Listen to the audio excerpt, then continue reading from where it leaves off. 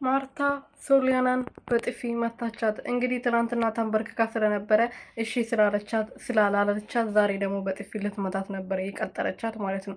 አቤል ግን ከዚህ በኋላ እሷን ይሄን ለማየት የሚያሳሳው ፊት ትመቻለሽ፣ ከዚህ በኋላ አጠገቤ እንዳደርሽ እኔ አልፈልጋችሁም እየተባላችሁ እኮ ንግር የምትሉኝ ነገር እኮ በግድ ከኔ ጋር ሆነ። ይኸው ኤርሜላም ስንነግራት አልፈልግሽም እየተባለች ከህይወቴ ውጪልኝ። አብርሃም ስንቴ ነው ሶስቴ ምናምን ከሩታ ጋር ነው መሆን የምፈልገው ከህይወቴ ውጪልኝ ብሏታል። እሷ ናት በዛሬ እሺ ይወጣሉ ብላ ትሄዳለች። ከዛ ነገ ደግሞ ደግማ ከአብርሃም ጋር እየተለጣጠፈች ትመጣለች። ስለዚህ ዛሬዋ የደረሳት ንጣ እያየች እች ተብዬዋ ራሱ ለምን ከሷ እንደማትማር አብርሃም የአቤል ብጤ እንደሆነ በነገራችን ላይ አብርሃም ለምን የሴት ልጅ ህይወት ላይ እንደዚህ እየተጫወተ እንደሆነ አላውቅም። በጣም ቆንጅዬ በጣም የሚያሳሱ እህቶች አሉት ከቡዜ በስተቀር ማለት ነው። ሌሎቹ በጣም ደስ የሚሉ ለራሳቸው ክብር ያላቸው እህቶች አሉት።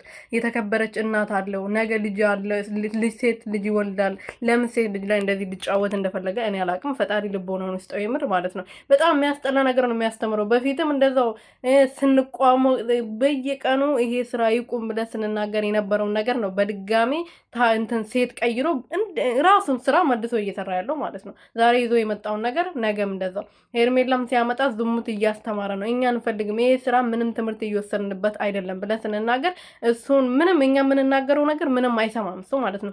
አብርሃም የምትደግፉ ሰዎች አብርሃም ጎበዝ ነው ጀግና ነው የምትሉ ሰዎች እኔ ምናቸውን እንደሚያማቸው እኔ አላቅም። ቅርታ አድርጉልኝ ማለት ነው። እኔ ሰው መሳደብ አልፈልግም፣ ግን በተለይ ደግሞ ከአብርሃምና ከሄርሜላ ውጪ ወይም ደግሞ እንደዚህ እንትን ታላላቅ ከዩቱበሮች ሌሎቹ መሳደብ አልፈልግም። ምክንያቱም ልክ እንደኔ ናቸው ማለት ነው። ስለዚህ ለምን እሱን እንደምትደግፉት ለምን እሱ ጥፋተኛ ነው እንደማትሉት እኔ ግርም ነው የምትሉኝ ማለት ነው። እንዴት ነው የምታዩት ግን? እንዴት ነው የምታስቡት? አእምሯችሁስ እንዴት ነው የሚያስበው?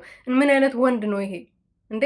የሴት ልጅ እንቧ ያሳዝናችሁ እንዴ? እናንተ የሴት ልጅ ጉዳት ያሳዝናችሁ? ሴት ሆናችሁ እንዴት ነው የወንድ ልጅ ይሄን እንደሚሰራ ወንድ ልጅ የምትደግፉት? ምናችሁ ነው የሚያማችሁ?